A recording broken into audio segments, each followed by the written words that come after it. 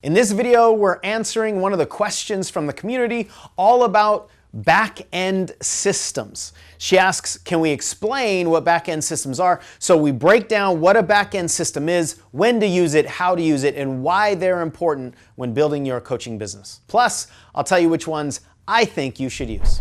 All right, welcome to this episode. This is, first of all, we're in the same studio, obviously. I can touch you. And in this episode, we are going to answer a question. And if you have any questions, there's going to be a link below this video so you can submit one of your questions.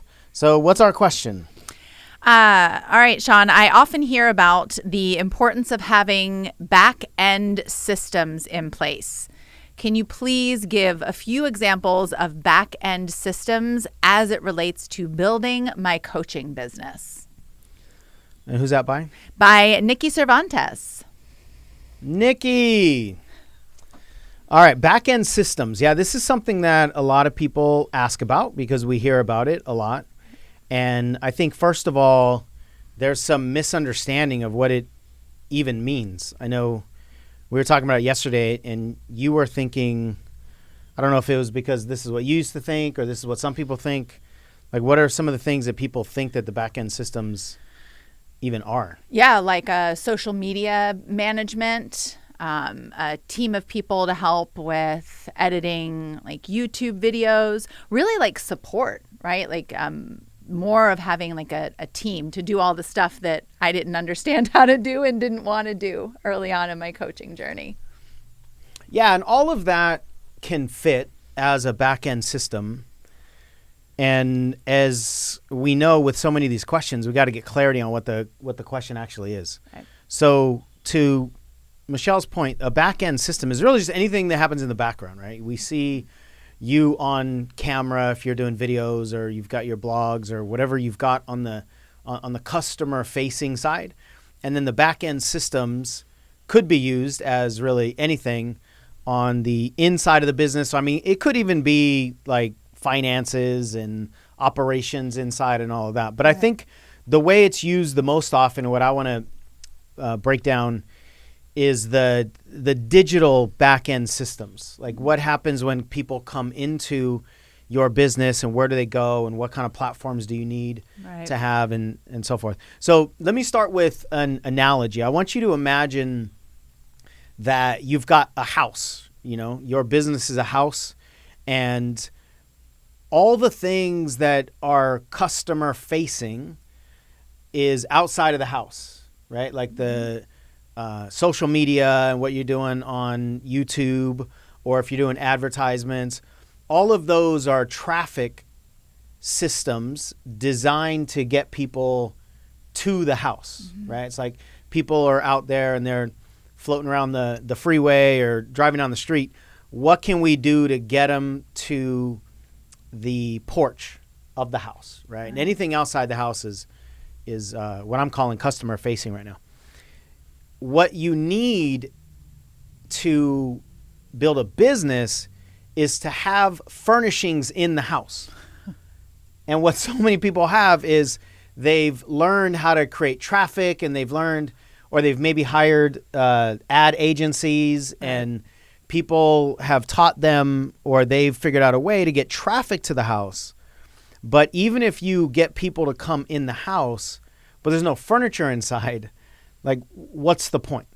And so the way that transfers to what's happening in a lot of people's businesses is a lot of people are spending a lot of time, energy, money on traffic sources, but there's nothing of value to the business that's going to happen once people come in.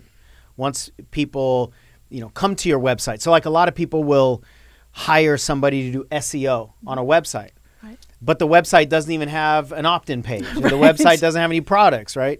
So it's cool to have a big group of people on the outside of your door, but what happens if they do come in?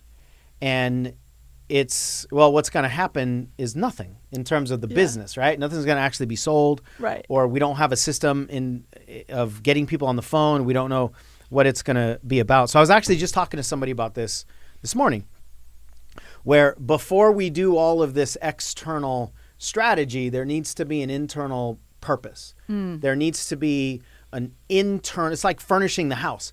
Let's furnish the house. What are people going to experience when they come in? What kind of couch are they going to see?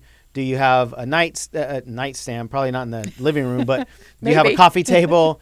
Do you have, your TV, whatever the furnishings are. And then somebody will have a place to land, right? Somebody will actually have a place to sit down in your house.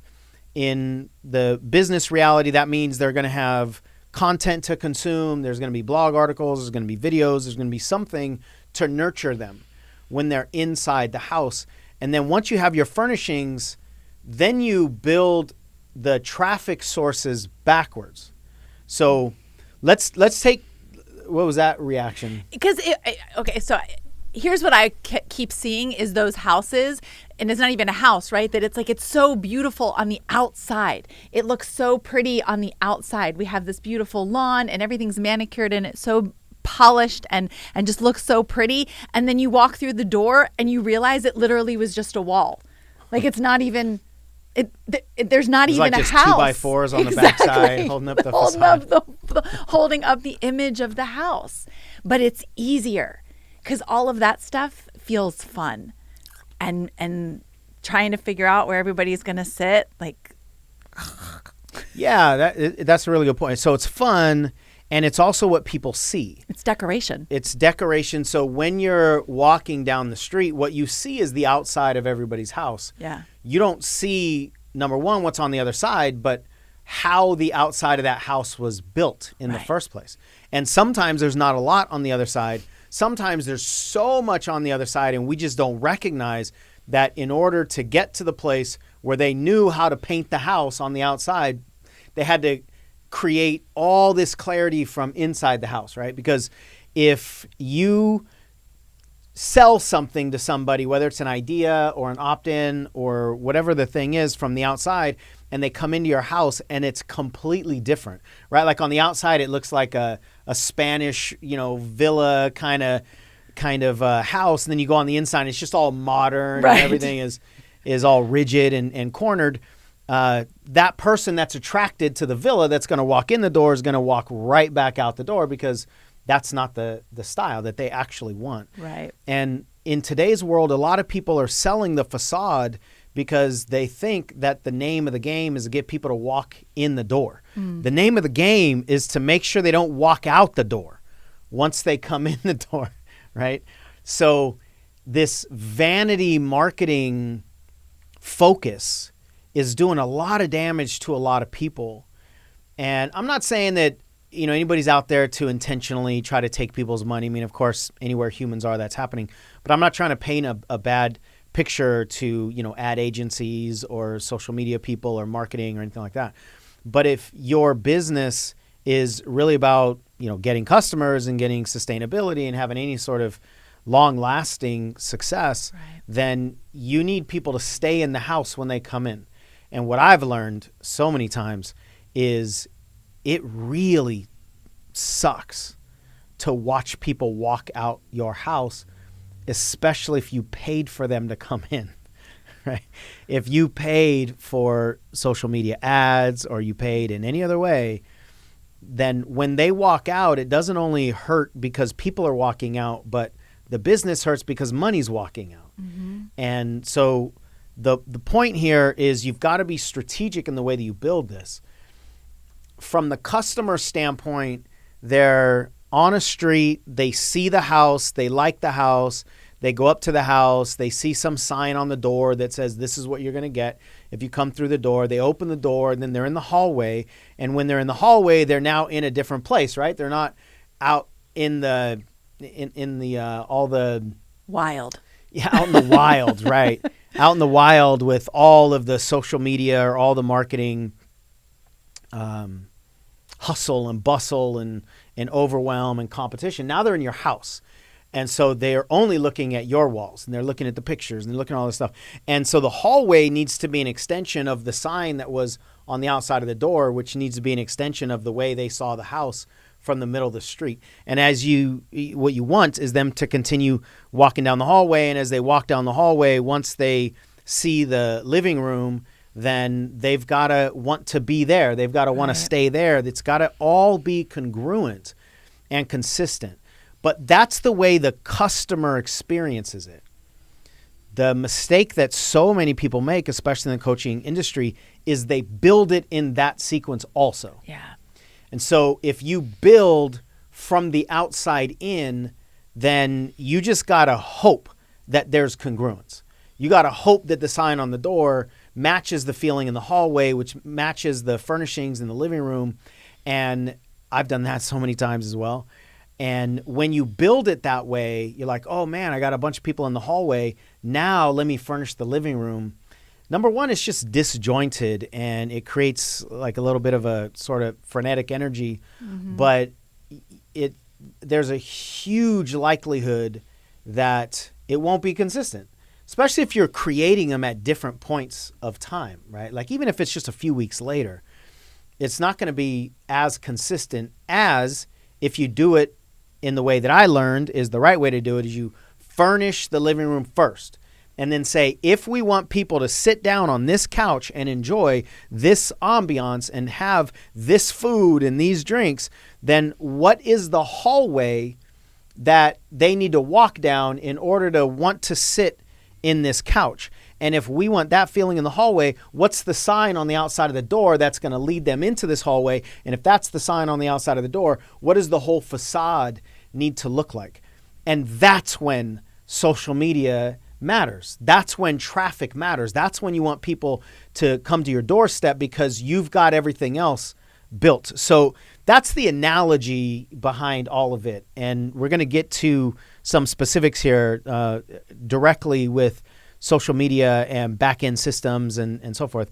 But is there anything you want to add to the analogy? Yeah. What occurred to me when you were talking about the people being in the hallway and that kind of frenetic, the word that came to me was scrambled energy, is that if I know that I don't have a place for you to sit down, energetically, whether you're conscious of it or not, energetically, you're going to be telling people, don't come in my house because I have nothing for you here. Because you know it. And so then even if you think you've got them in the hallway, you'll try and keep them in the hallway. You won't want them to come closer because you know that they can't sit with you. I know somebody's probably throwing a shoe at you through their device. That's so real. If you don't have furnishings in the living room, or you don't feel good about them, or you don't know if people actually like it, you don't fully believe in what it is that you're offering, then energetically a bunch of people at the door is actually terrifying. Because none of us want to let people down. And so if you don't have confidence and certainty that you're actually able to help people, then the last thing your good person identity wants is to bring people into a place where you can't help them. Yeah. And as you said, it's just such an energetic move. And we talk about how the body tells a story different than the mouth so often, different than whatever's showing up on social media. So somebody might have this amazing message on social media and their body is saying, stay away. Right. Absolutely. Stay away. That's a really important point. And that's why coaches need to be confident, more certain than confident, but we'll put those together, confident and certain in what's on the inside of the house. So to translate this into what we're talking about in business, the back-end systems are the things that once people come into your digital playground or your digital campus, in this analogy, once they're on your property, how will they keep being invited forward? And it's really an invitation. That's important. I just got this image of, the hardcore salespeople. It's like as soon as you come in the door, somebody shows up from behind you and shoves you, right? Like pushes you along the way. You hear the locks. Exactly. Right. All the locks engage behind you. And if any of you are more of a teacher than a salesperson, then obviously you're going to resonate with more inviting ambiance and So what that looks like is when somebody comes into your digital space, you've got emails waiting for them. You've got articles for them to read. You've got videos for them to watch. You're controlling we call it the customer journey. You're controlling the journey of the customer, and that requires these back-end systems. So that's the kind of systems that I want to really talk about here. So the back-end systems are, how do you get somebody to enter the door, right? So what we call that is a lead page or an opt-in page where you give somebody some sort of an offer. Come in this door and I'm going to give you a free download. I'm going to give you an audio. I'm going to give you a planner or whatever it is. And then they come in the door and then you deliver whatever it is you said you're going to deliver, and then you start nurturing them. Mm-hmm. So what we want to do, my philosophy and what I find works for most people, is you bring them in the door and you nurture them. You don't immediately sell them. Mm-hmm. Now, for any of you that are immediately selling things and it's working, fine, do what works. Right. What I've found is that when you immediately sell people something, if it doesn't match your energy, that's not going to feel good to you. Right. So it's more of that energetic mismatch. There are all kinds of funnels out there, and I don't disagree with the philosophy funnel templates and philosophies on how to market, where you get people in and immediately you offer them a $7 free, not free thing, but $7 upsell, and then, or maybe a $97 thing, and get them in. And the philosophy is, the quicker you can get somebody to become a customer, the more loyal they'll probably be. And that works for the people that it works for. Okay. That's the key. If it's not working for you, if there's an energetic mismatch, then don't do it. Like, what's most important, what's more important than the marketing templates is the marketer's energy. So if I don't feel good about this template, about this formula, then I'm not going to follow it. And if I do follow it, it's not going to be aligned with me anyway. And I was, again, just telling somebody this morning, I don't like, because I've just done this so often and it really hasn't worked for me, I don't personally want anybody to tell me, here's the system that I'm going to fit you into. Ugh, yeah. Especially when they don't even know me, right? You don't know me, but you're going to tell me what's going to work for me in a coaching sense, when I, as the product, am unique, and you don't know whether I like to sell, you don't know whether I like to do videos, you don't know all that stuff. So how can you have a recipe that's going to work for me? But I've been doing this for a long time, so I also know who I am.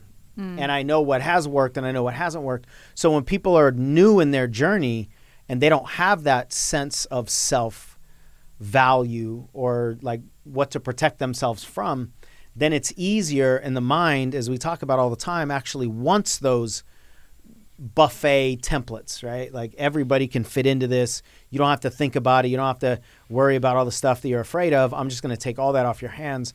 And it just very, very rarely works. One main reason is what we've been talking about, because we don't even know what the furnishings are in the house. So what are the components that somebody actually needs to build these back-end systems? The main thing is to have what we call behavior-based marketing or behavior-based delivery. Behavior-based meaning, if somebody comes in a certain door, because there's multiple doors to the house too, or there can be. Right. If somebody comes in a certain door and they get this particular download, then send them this email. But if they come into a different door and they get a different download, send them another email. And if they open up that first email, don't send them the second one because they already opened it. Or if you're inviting people to a webinar and you send a big email out, like we got an email campaign running right now, and all the people that just came in yesterday, they're not going to get today's email because they already came in. And the reason that's so critical nowadays, even more so than ever before, is that people don't appreciate irrelevant marketing. And if I already signed up for your webinar and you send me another invitation, then number one, it feels like you're not speaking to me because you don't know that I already signed up for this. So why are you trying to pitch it to me again? But number two, it could cause me to think that your next message might also be irrelevant. Yeah. And if I think your next message might be irrelevant because your last one was, that's just more reason for me to not open the email. And we're, Right. nowadays we're just looking for reasons to not open emails. So you don't want to give people these irrelevant experiences. And that's why a behavior-based system is so critical. The words that we're looking for usually is a system that can use tags and a system that can segment the lists so that you can say, okay, I've got a list of 5,000 people. 1,000 of them are interested in speaking, so let me invite those people only to the speaking webinar. Right. Or let me invite the other people to parenting. And I don't suggest anybody start out managing a bunch of different conversations like that. But if eventually you want to be able to segment your list, then you might as well start now. Right? It's easier to segment early than try to figure it out later. So what you're looking for is something called a CRM, which is a customer record management system. And there's so many of them. There's so many of them out there. So many of them specifically that are marketing for coaches. There's a ton. And we use Entreport. I've used One Shopping Cart in the past. I never used Infusionsoft. That's one of the big ones out there. There's Constant Contact. There's Aweber. There's what's the Email Monkey? Is it Email Monkey? MailChimp? MailChimp. They should change their name to Email Monkey. You're welcome, MailChimp. If you want more creative ideas or us to rename your business, subscribe to the channel. I realize I've been off camera. That's amazing. A lot here too. Maybe there's purpose in that. Email Monkey. No, I think that's actually it. Yeah, I think it is Email Monkey. If there's not an Email Monkey, there should be. That's amazing. There is a Survey Monkey, so just to save face a little bit, and I think I was on Survey Monkey recently. So Email Monkey and MailChimp and all these other places. One of the systems that I suggest for a lot of people to look into is GetResponse. GetResponse has all the things that we're talking about. I've actually done some work with them and built some pages with them for the coaching industry. So we are an affiliate. If you want to check out GetResponse, you can click the link down below. And you're wanting something that's not so overwhelming because you don't want the technology to shut you down. Right. But you just want something that will allow you to maneuver, right? That will allow you to everything I was saying before, to not send certain emails here and to send certain emails here. What I've found is that when people invest in a system that is going to help them build something better for the future, for me at least this works a lot, it makes me want to do that. It's like it pulls me forward, right? Like this is where I'm going, then let me be really serious about this particular strategy. So that's what a back-end system really is, but the system is designed to execute the strategy. That's not what most people do. What most people do is just focus on the system, but there is no strategy. And so, as we've been talking about, the living room is not furnished. We don't have a product that we know sells. And when it comes to building a business, you want to know that when people come in the door, they're going to purchase something, that you're going to get people on the phone, that you want to be able to predict eventually at least the behavior of people. Right. And that's the other thing that a CRM with this kind of capability does, is it lets you know this person opened up all these emails. They didn't open up these kinds of emails. And so you can actually tailor your marketing to the customers as well that the CRM pays attention to. Yeah. The CRM will tell you. And some of these CRMs have things like, it says like this customer is hot, like, it's like 3 out of 5 stars or something like that. The ratings differ, but it'll tell you that this customer's opening a bunch of emails, or this customer is registering for, your webinars or whatever you're offering them.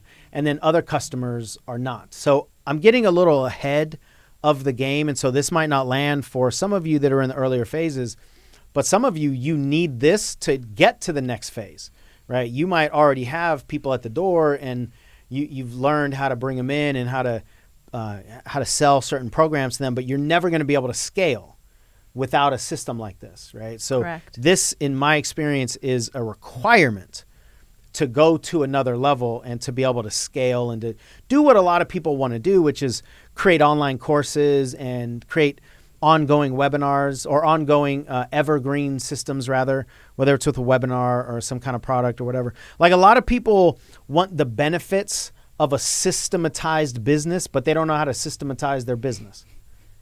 But they just want the benefits of it. The benefits sound fantastic. Mm-hmm.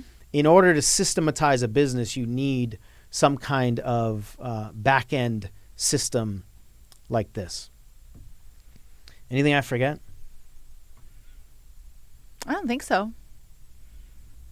How do you know? How do you know what was in my head to forget? Because I'm in there.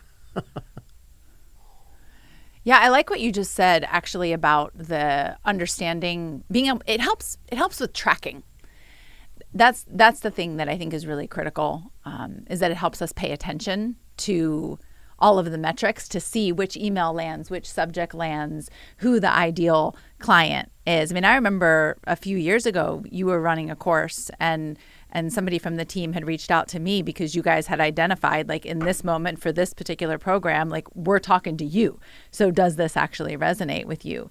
And being able to have all of those metrics is critical. And early on in your journey, this is something that really just helped me. Whether it is you or somebody else, I just picked one, So, like, I just picked early on. I picked Aweber, and I just got started, because the amount, when you said, like, there's so many out there, and we can spend so much time doing so much research. So if you're a brand new coach, just pick one. Aweber worked great. I love GetResponse because it's easy to use and easy to navigate through, and everything is all that you need when you're new is in one place. But just pick one and get it in motion. Don't spend the hours and hours that you can spend trying to research to figure out the best one before you even get started. Yeah, it's a great point. And just speaking of GetResponse, obviously, as I said, I'm an affiliate, so I know the program a little bit more than some of the other ones. But they have like an all-in-one system, and some of those other platforms just do email, and so you're still going to need a way to sell products to people if you're going to sell products, or you might need a way to send surveys or whatever. And some of the systems out there are more all-in-one, and GetResponse is certainly one of those. That piece that you added about being able to track. I mean, how many people ask us questions, or we're just in conversation, and they'll ask, how can I sell my course? Or how come I only had one person jump in this system or this program rather? And our question is, well, how many people saw it? And the answer is always, I don't know. Right. Well, how many people opened the email? I don't know. Right. And so if your answer is always, I don't know, well, then it might as well be, I don't care. Because if you want to know, then you have to care. And if you want to build the business that has systems and automations in it, then there are ingredients to that. And too many people are haphazardly promoting their services or marketing on social media, and they just don't have a place for people to land that they can track. And you can't adjust anything that you're not tracking, because you don't know what to adjust, and you don't have standards, and you don't have goals. And the other thing is, so many people are actually doing better than they think they are. That part. But they don't know a way to know because they don't have tracking, or they're just leaving so much opportunity on the table because they're just throwing their stuff out on social media and not having a way for people to join their community. And community is something that we got to dive into. It's beyond the scope of this particular video. but there's way too much focus on just how to sell, how to create a coaching package, what to price, how to brand your message, how to get people to the door, Facebook ads, funnels, all the things that are traffic sources. But people actually totally forgot where I was going to go. What was I saying? I wasn't listening. Well, fine. I wasn't tracking anyway. So, I was talking about a community. Thanks for that. You always make me feel really special.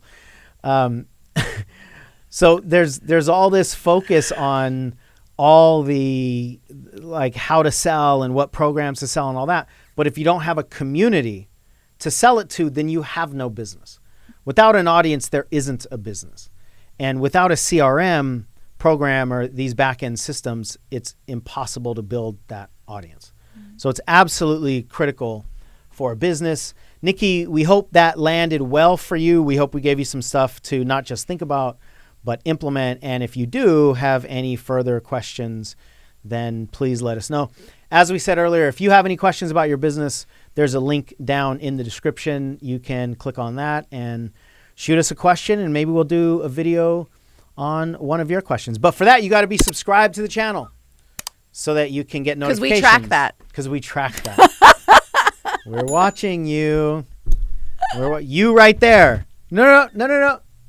Click the button. Now, I know there's a lot we just talked about with all kinds of details and houses and hallways and CRMs. If there's anything at all that you want support with in your business, whether it's about this strategy stuff, internal stuff, anything at all, click the link in the description and you can register for a free one-on-one consultation where we'll support you in identifying what your next step should be. Now, if you like this video, check out that video where I talk about how to automate your marketing using some of these back-end systems as a coach. And we have to give them content as a coach that relates to their interests. Not only their interests, but their previous behavior.